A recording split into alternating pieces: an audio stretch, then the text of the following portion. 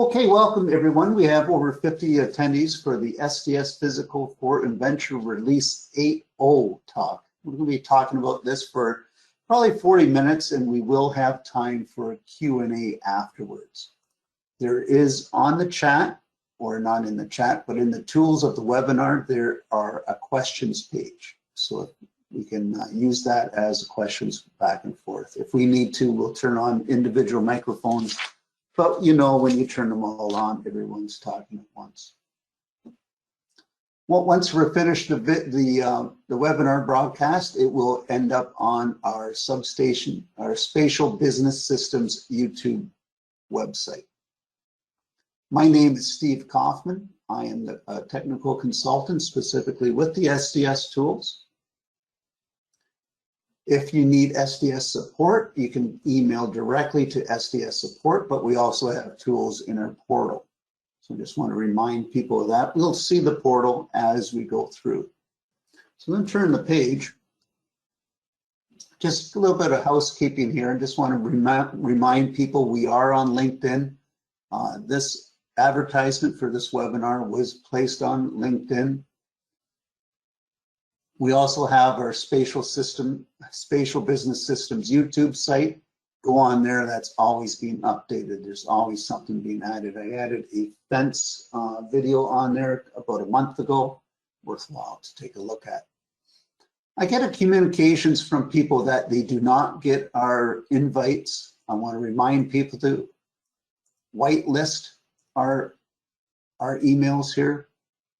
We need to get these whitelisted so you can get the invite. So today we're going to talk about SDS Physical for Inventor Release 8. We're going to go over the document of the release notes. We're going to have that new exciting licensing. Everybody's always excited about licensing, which I don't know why they would be, but named user and self-managed portal. So we have some tools that way. We're going to be talking about some of the key updates in the Release 8, the database selection. You're able to select a different database if you wish. We can run 3, 4, and 6 cables now, and this merge tool is really cool. I would love to see it expanded.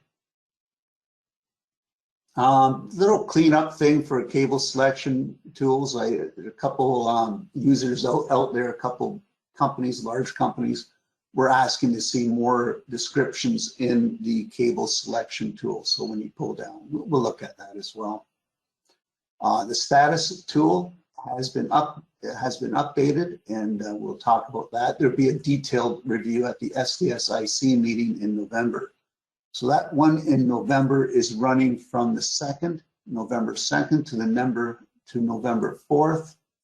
This SDIC Substation Design Industry Consortium meeting in November. So that's the one we want to join as well.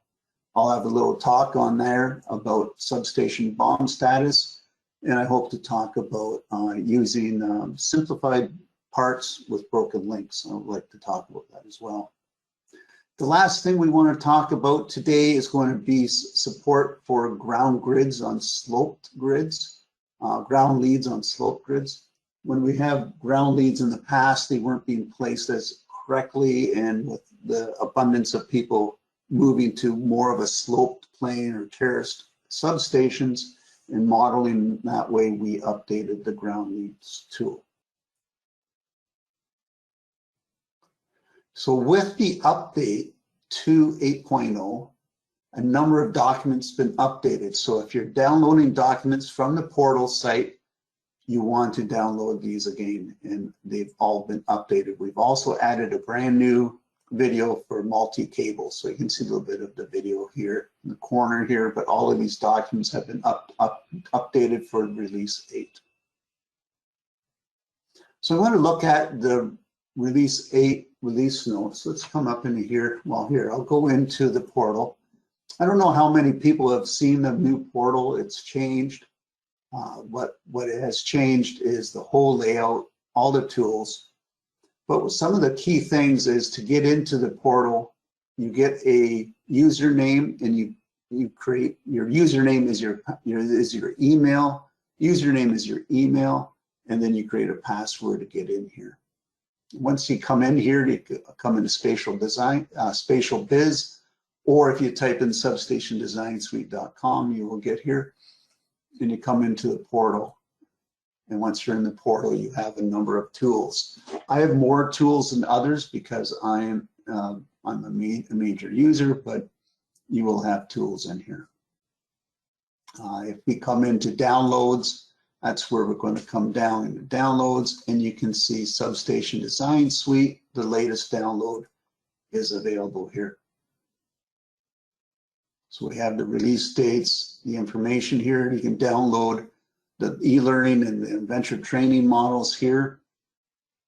What we also have is the knowledge base. I'll come into the knowledge base, Substation Design Suite, general information. We have all our documentation in here.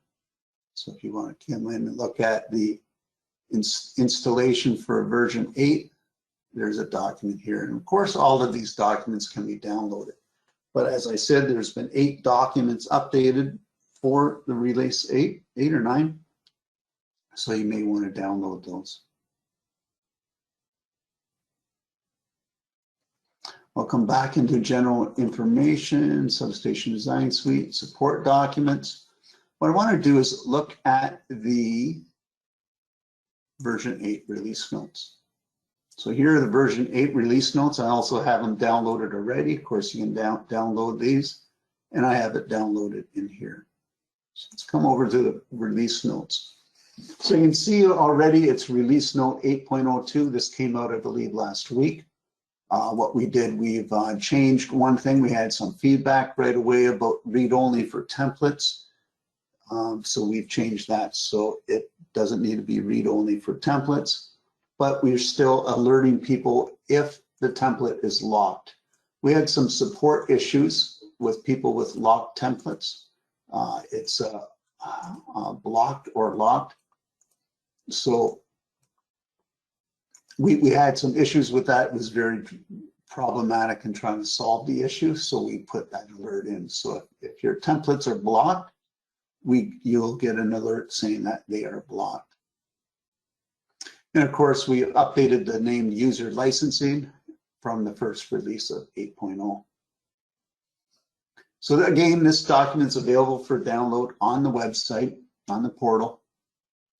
But when we start up SDS now, we can select our own database. So we can change the database when we start up Inventor. You have that option. What we have is a number of engineering companies that have different databases for different customers because they want the part number, the configuration, the part number, the description of their customers. They want that in there. And I believe we have 1 or 2 creating databases dedicated to projects. So some people are doing that as well. We've got users, especially in Europe, who want to run multiple flexible conductors, 3, 4, and 6. This is really that DC power work that people are really moving to in some areas of the world. So it's really to support I believe it's mostly DC we're seeing that for. Cable selection items have been updated to show part number and descriptions. We will look at that. SDS now remembers licensing credentials on reinstall. So from 7.44 and onward, all of the licensing credentials are remembered. So when you come in to install 8.0 or 8.02, which you should be 8.02, when you install it, you don't have to put in your licensing again. It will remember it from the previous license install. We're using named user. We'll look at that shortly. Named user is a push. I think it's mostly Autodesk has gone to named user. A number of other companies have gone to named user, so we are going to named user as well. It's easier to work with when you install, and we'll look at that in a minute. One improvement we did, the open file dialog box is now using the Inventor native dialog box. So if you're coming into Inventor and we come into, if I want to place a fitting or something, browse. This little window is always showing here. Okay, so this window here, when you come into an item, I'm going to look at a fitting, you're going to always see that here. So this is a common tool here. Before we had a number of tools that did not have this window, and it makes it harder to select items in here.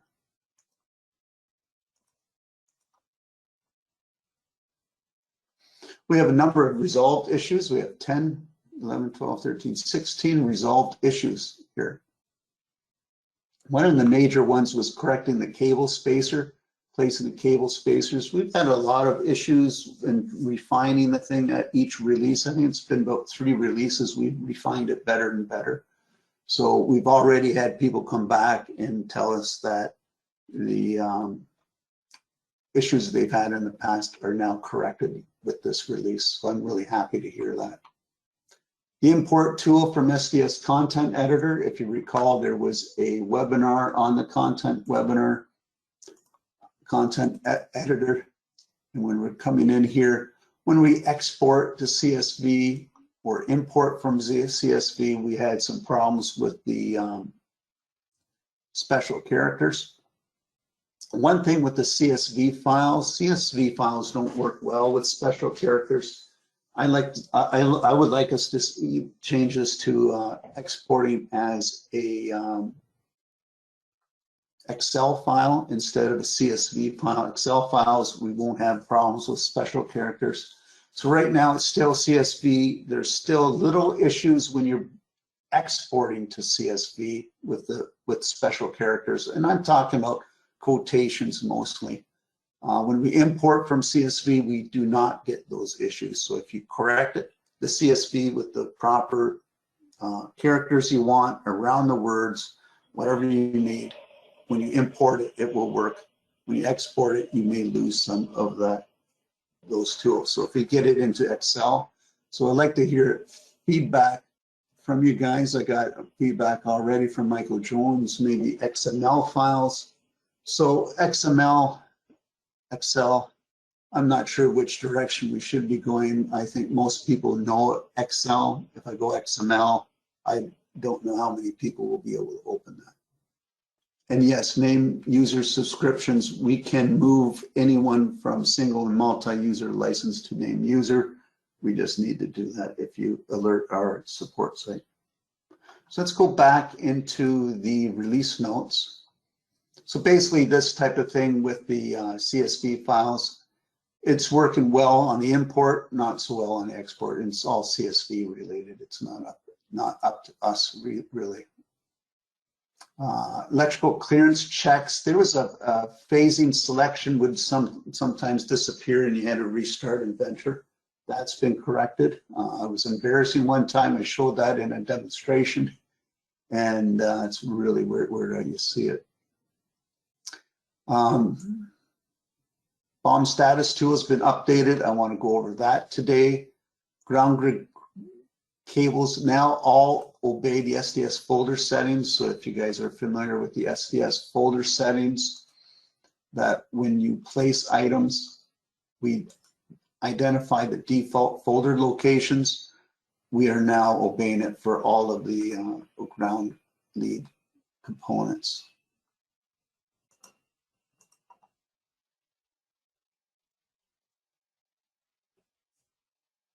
Again, similar issue with bus and other components, just making sure it goes to the folder we're asking it to go to. A little issue with ground grid lines. When we're creating ground grids, we place them on a sketch. If the sketch is blue, it always creates it, but it was actually putting ground grid lines on green lines at times, so we clean that up as well. There was a crash if people used the wrong tool on a tap. If you use the flipping tap tool on a lug, it would crash and vice versa, so that's been corrected as well. This is a big deal. I'm going to be talking about this today in a little bit, about just placing ground leads on a slope plane when the tap is on a slope, where it's correctly placing that. minor issue here that when we would place the tab, sometimes you didn't see it. You had to zoom in, zoom out for it to be able to see it. Lightning tools, we had a number of questions with the lightning tools. A warning would come up that was confusing, and it's been cleared up now.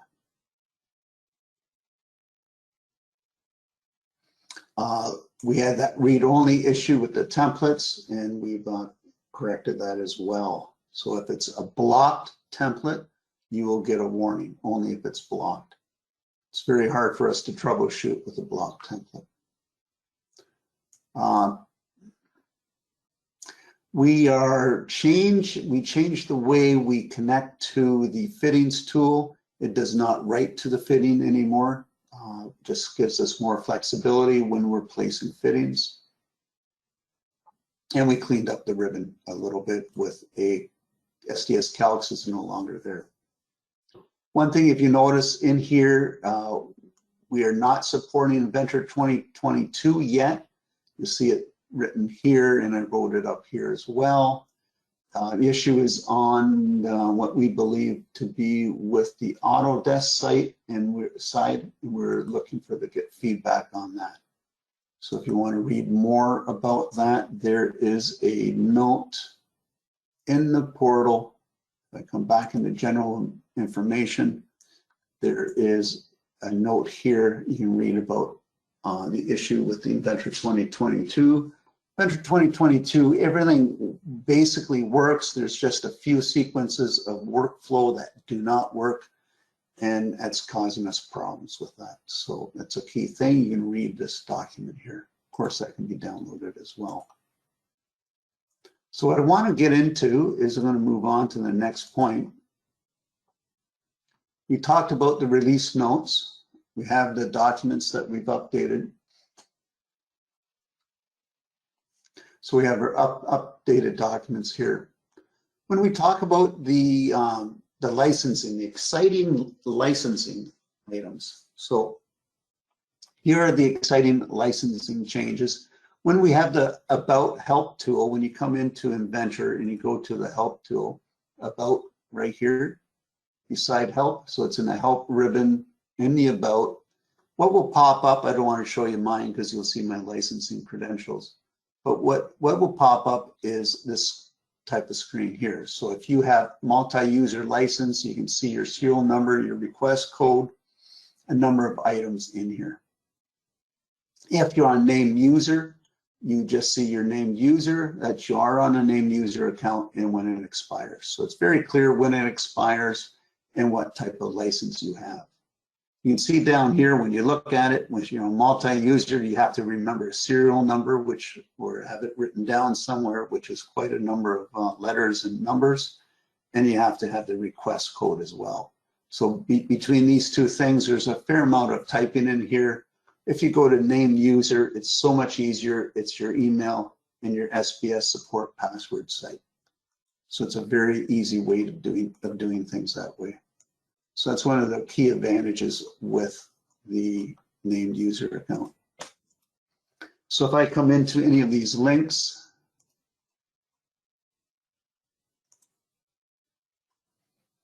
so licensing help, I'm going to put this path in the chat. So if you have any questions with the licensing help, we can look at it in the chat. So this path is here. This is licensing help. Okay, so I just want to make sure people have these locations. I want to come into here with the licensing too. If I come into licensing, this is in the portal. If I come into SBS, come into licenses, and now I can see different licenses. And if I come into named user, if I come to spatial business systems, I can come in, look at physical. This is where you can self-manage who is getting your license, who you can select for your licensing right here. So when you have a named licensing user account, you can name your your license manager at your company can come in here, change who has the license, where they want to have it applied to, or who they want it applied to. It makes it a lot easier to handle and manage your licensing. And here you can see I got 20 users, 3 currently in use, 17 available, and you can see how you can manage your licensing. I think it's a lot better way than what we have been doing. Okay, you got to keep moving on. There will be a Q&A afterwards. So the next item I want to talk about, let's go up to my list. SDS Database at startup. So let's take a look at this item here. So I'll come into Inventor. I'm going to close my Autodesk Inventor, and I'll reopen it. And on open, you will see a pop-up. Do you want to change your database? So let's go look at on open. There it goes here. So here it's saying, hey, I can change my database right here at startup. There's a button here. I can turn this off so that maybe I don't want all my users to be able to do this, so I can turn this off on this button. You can come in here. I can browse to the license I want. It can be a network location. That's okay. We tested it for network and local, but as you know, presently each license is dedicated. Each database is dedicated to that user. So we're still writing to the database by the user. We haven't split that point up yet, but this is the first step to get to that point. So we have to step this through for a number of releases. So you can come in here, select which license you want to use, and go on. So once I start that up, we'll also have the option to change the license with Inventor open as well. So once I come in here, I'm going to come in, open up my multi-conductor example.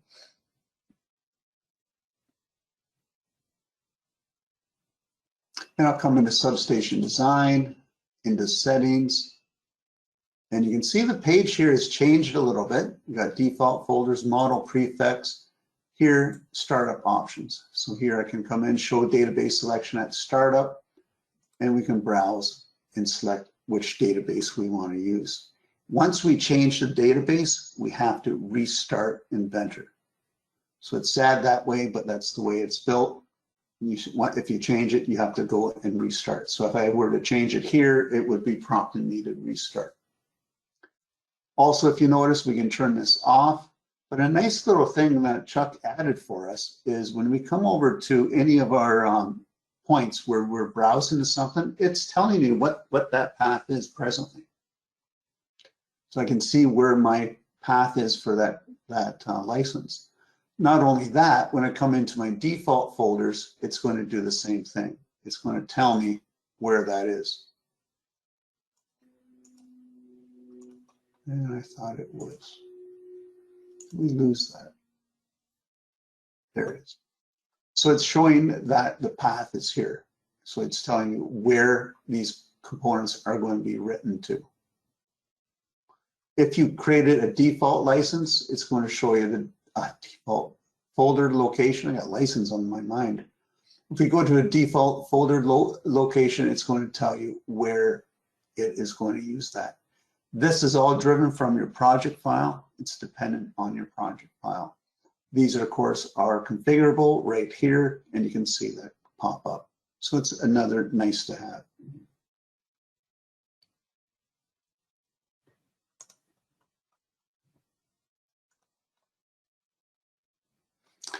The other nice thing we had, I'm just going to go back into my notes here and make sure I'm following them.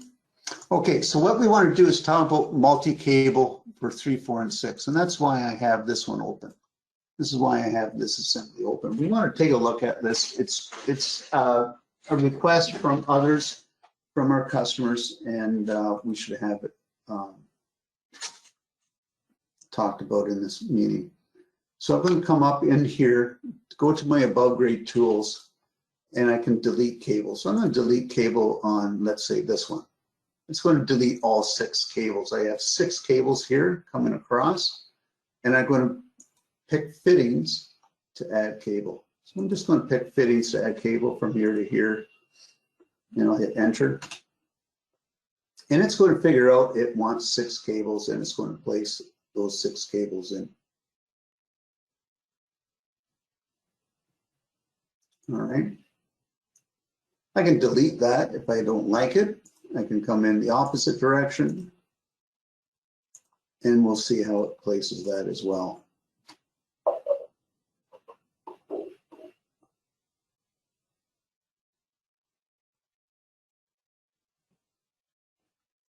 We come down here, we have different shapes. Of course, we can do this as well.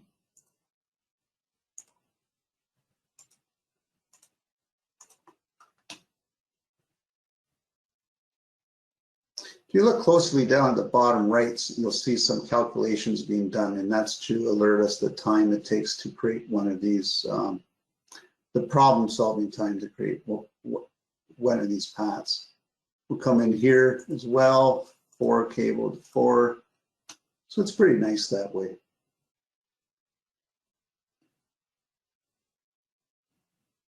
And of course, I can delete these cables, and we can place them in here as well.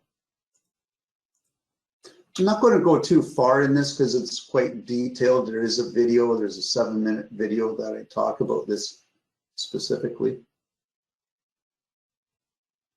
And there's my cables placed. And I can also place them around the bend. And in the video, I talk about this and how it runs and how you may want it to run. I'm just going to quickly show the edit toolbar. We're going to move over to some screenshots and show you where the video is. If I hit edit on any of these cables, I have a number of tools here, and in the video I break this down into detail on how this is happening. So if I want to see a fitting, I can highlight that. I can highlight my fitting and see which fittings looked at, and it's also going to pop up my information on which cable number I'm attaching to with the fitting itself. So if we come into our portal, back into Knowledge Base, come into Substation Design Suite, Help Videos, and there's my multi-cable video. So it's about 8 minutes long. I go through here and I'm talking about how to edit the cable, how to manipulate the cable. So there's a number of tools in here. This is taking a little bit of time, but you can see I'm going through and I'll show you how to switch the path, how to work with the tools, how the merge tool works. So I'm going to go back into here. If you go to edit cable, come in here, you can see all the tools in here. So you watch the video, it's going to tell you how this is done. I'm going to go back in here. This is talking in my ear. I want to turn that off. So let's go back into the PDF. And I'd love to get feedback on this type of thing because we want to hear how people are using it, what are they finding with it. And we can refine this over time as well. So this is the first pass at making these complex runs in here and being able to edit the runs. So the cable pass can be reordered, matched, and merged. And I tell you, this merge tool, I would love to have it for all the cabling tools. It will merge any sections of cable. So if I have, oftentimes I will run a ground lead that I have to run 3 or 4 sections of ground lead to be able to, because of the complicated path. And it's just too hard to run that path through your first run. So the merge tool would allow you to merge those paths together. And that's what the merge tool does. It will merge that if I run my cables through a group and then run a second group, I can merge those cables together. So it's talked about in the video. I recommend the video. I think it'll be a highly rated video. Here's a nice page. It's in the video as well, just talking about the different tools and breaking it down. So it's worthwhile to take a look at. And it's page down again. In the new release for the work geometry for automation, In this new release, it talks about this as well. So this is all available on the our portal to take a look at. So let's go back up. When we look at, I just want to make sure I'm following in the same order so I hit everything. So when we look at the settings for above grade cables and come up to settings, we had quite a number of users saying, you know, I don't memorize the part number, or I don't memorize the description. I know I only go by the part number, and that's the part number I want. So what we have now is that when you select a cable that you want to use, it has the part number and the description available to make sure you're picking the one you want to use. Of course, this can be sorted by either description as it is now, so it's going to start at a low number 1 and up, or if we want to sort by part number, it will do that as well. So now it starts at 1 and goes up. So there's the two, well, multiple options in here, but those are the two key ones. This third column is just SDS identifying number. You'll see that in the content editor when you look at items. When you download it, you'll see it in here. When you download those files, it's in there as well. So it's just a number that we use in the background. I want to talk about BOM Status tool. The BOM Status tool is going to be the next item I want to talk about. I'm going to close this. I'm going to open up my ground grid with slope on it, and then we'll get into questions. Oh, no, yeah, I want to talk about ground leads in the BOM Status tool. So let's come into my workspace. Oh, how did my project change? So what I want to talk about a little bit about BOM Status tool, and I'll be going in detail in November at the SDSIC. What is it, November 2nd to the 4th, something like that. But I'm just going to zoom in here. I'm going to come in with the Substation Design Suite BOM Status tool. So we have the BOM that come into our BOM. This is really just taking it from the Inventor BOM. So there should be no real change in here other than having the column status. All right, so we're going to have that available. Come in here, I can go to add, it's empty, empty, and empty. So I'm showing the different status tools that we have. We have add, remove, and existing. This is out of the box with Substation Design Suite. If we have the UDH, Utility Data Hub, you will have 5 configurable ones instead of 3 static ones. So these 3 we can't change. With the Utility Data Hub, you can have 5 of these and configure them with different names. So this is basically coming directly from the Inventor BOM. So what we want to do is come into the BOM Status tool. This is the BOM Status tool to set status on those items. If I come up in here, I'm going to change my selection to part priority. I'll select a group of items, come up to my BOM Status tool, and now I can say, okay, I'm going to use these pre-selected components. And you can see all those components are here.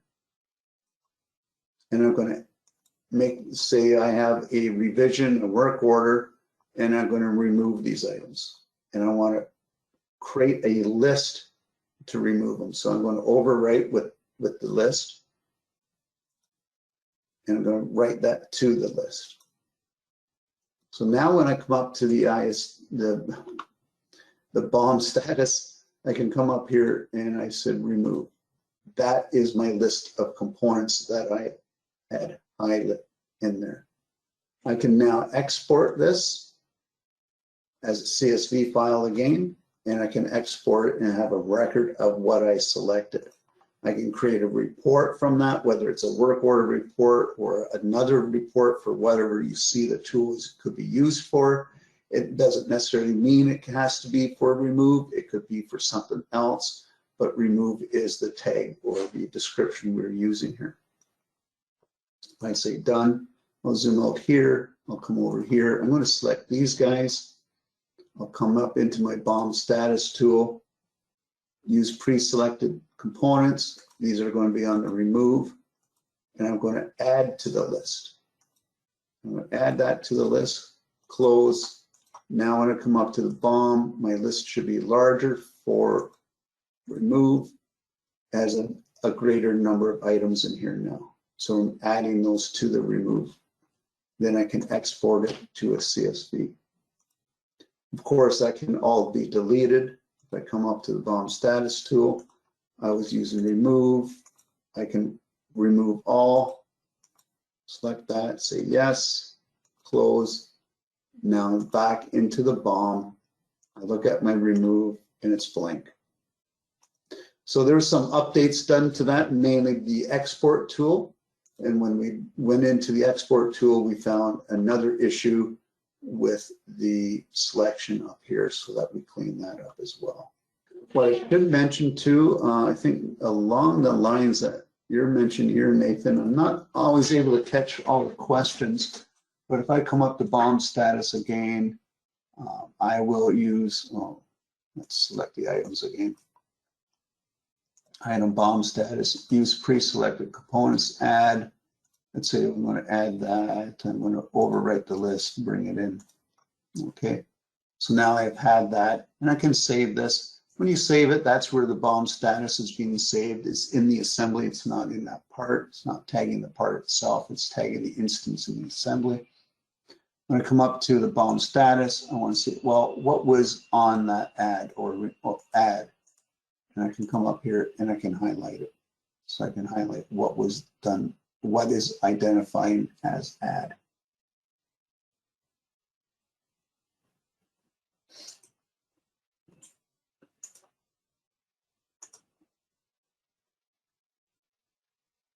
The last thing I want to do is talk about the ground grid slopes, and then we'll get into the Q&A. Time's really flying by here. So what I'm showing here is that we can have a ground grid. Here I've got two ground leads coming down to a slope tap. Both of these taps are sloped. If I come into the perpendicular plane, you can see how this is sloped and this is sloped a great deal. This one I did at an angle and you don't really see it, but I wanted something steeper, so I made a steeper angle. So it's all automatic. We had a customer and he had to change, because they changed the slope of the grade on him, and he had to change all his ground leads to fit that new slope plane. So if you come into below grade tools, I'm going to delete the ground lead, and we should be able to easily put that ground lead back in from here to here. And it's going to catch that slope, and we're not going to have any errors with that. So you can see how nice that is. Our developers are really doing a nice work on this, and we're able to have that slope. So it really will save time for those who are putting ground leads to sloped grids, that they don't have to do any correction on there. And it's a compound slope too. It doesn't matter, a compound slope if it's sloped east to west as well as north south. So what I want to do, I'm going to pull up the questions. I'm going to bring up some, go through some of the questions. I try to answer them as they're coming on, but it's kind of hard to read them and go through the talk at the same time. It's kind of like patting your head and rubbing your tummy. Okay, the new portal looks nice. Thank you. That's not me. It's our developer, Sean, in his group. XML files in lieu of CSV files for export. My issue there would be right away is not everyone knows how to use an XML. Maybe that can be an option if there's a demand. Feedback is great, guys. Send me an email, create a ticket on the portal. If I come into the portal here, there's support portal here. It's come in the dashboard.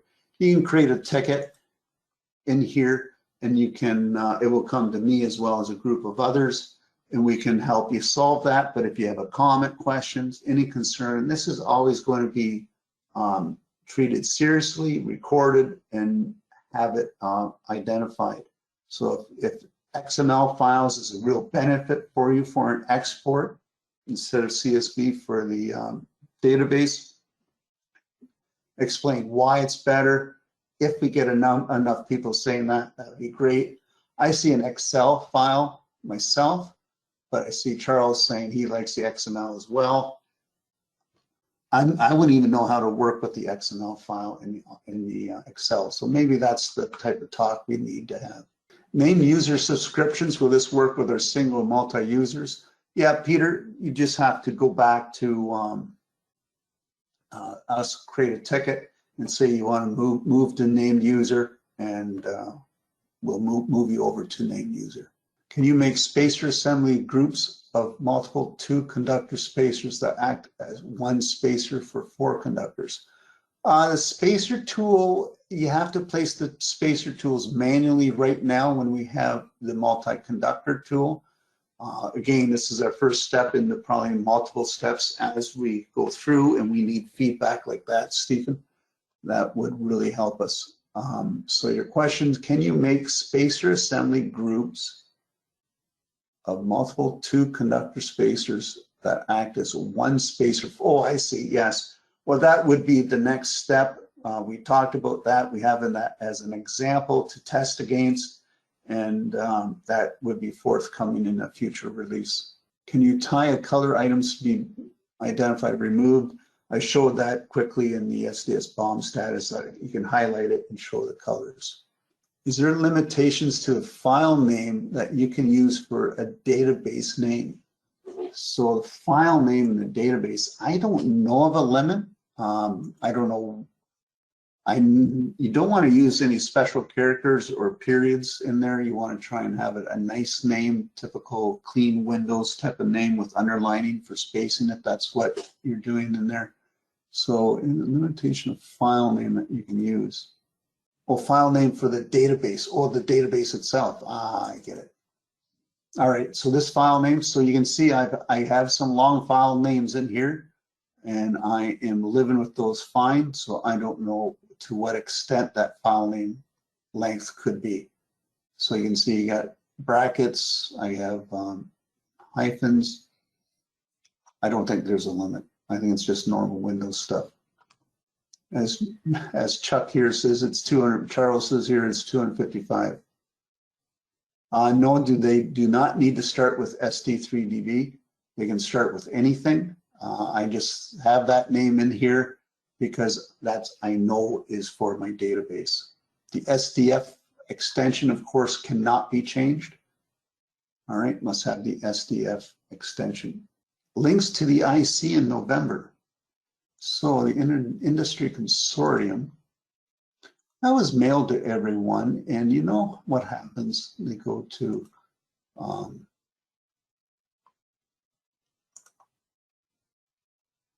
they go to your junk email, and no one can find them. So here's the link to the SDS Consortium. I will be there. I'll be talking about BOM status, and I believe I'll be talking about using simplified parts with broken links. Okay, Mark Thomas, he's asking about the IWB bus. We do have an artifact in the for the IWB bus to go to a work point rather than a, what's it going to now? A shape. I believe it's going to a shape now. So I think that would help a lot when you're running the IWB bus. I haven't seen, I don't know if you have sent a ticket, created a ticket for that, Mark. If you could, that would make it easier with maybe with an image describing what it is, but I'm sure the other ticket could be corrected. Well, Josh came in. He has all presentations for the SDS IC in November event will be accessed through the website calendar. So if I want to go into calendar, October, November. There we go here. So this is being populated and still working through. Oh, Josh is still yelling at me with caps lock on. It's telling me that his caps lock is on. So he's still yelling at me. Boy, that guy yells a lot. Can the database file be located in a network drive? Yes, we've tested it for a network drive. It should be able to work. Again, it's got to be per user. I'm sorry to say that, but the database that you select still has to be per user. We haven't split the user settings out of the database yet. That's a future release. We're still working on that. But yes, it can be in the network location. So I'd like to hear back a couple things on why I want to see XML as an export and how I'm going to use XML for export instead of an Excel file. I'm not sure how easy for all users that would be. Mark, if you could write a ticket or send me an email and I'll write the ticket, but I'd rather you write it with some images on what your issues are with the IWB. Feedback is always good, everyone. So please send us a message. Tell us what's going on, what you're using the tool for. That all helps on our development. Oh, I love this one, Nathan. With the below grade cable tool, it's really helpful. So let's talk about that. We do have an artifact for exactly, Nathan, what you're talking about. In the below grade tools, we have the below grade cable. In the below grade cable, we can select a number of items in here, cylindrical surface, work point, and such as that. When we're placing some cable, it's difficult to place the cable because of the routing. We don't always have the work geometry we may want to use to create through the routing. So when we come in here above grade, and I'm going to pick fittings to add cable, I'm going to pick this fitting to this fitting to, let's say, this fitting. And it's going to run, well, it would help if I didn't try and run bus through my fittings. So I can run that through here, but sometimes we just don't have the ability to do that. And we may want to pick the fitting, and it may pick the work points, and then maybe we want to pick a surface, and maybe we want to pick another work point or work axes or something like that, have different picks through that. So we do have an artifact to do that. It is not high in the list of doing, but if you guys find that a helpful tool, we need that feedback. So Nathan is saying he's finding himself using the underground cable tool for many above grade instances. I can understand that. I think I worked with you once, Nathan, on that. If you set up your work geometry in here, it will help alleviate the need for that very often, like, so you don't have to do it so often. So we come into the, let's get into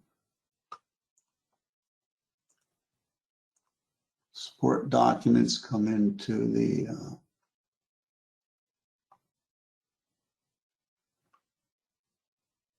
why can't I see it? Part automation. This document's been updated, by the way, but when you come into here, there's some ideas in here that you can help to add that work geometry for those cables, right? Take a look at what you can do and maybe try different things. You may find that you're able to pass it through easier by having those work points. So often if you add the work point without the guide point, but you need the guide point at the start and at the end type of thing. I'm not seeing anything more coming out of here. It's 12:57, so we pretty well used up our time. Again, the SDSIC is available to sign up to 2nd, 3rd, and 4th of November. And Josh will write in capital letters all about it. Just teasing him.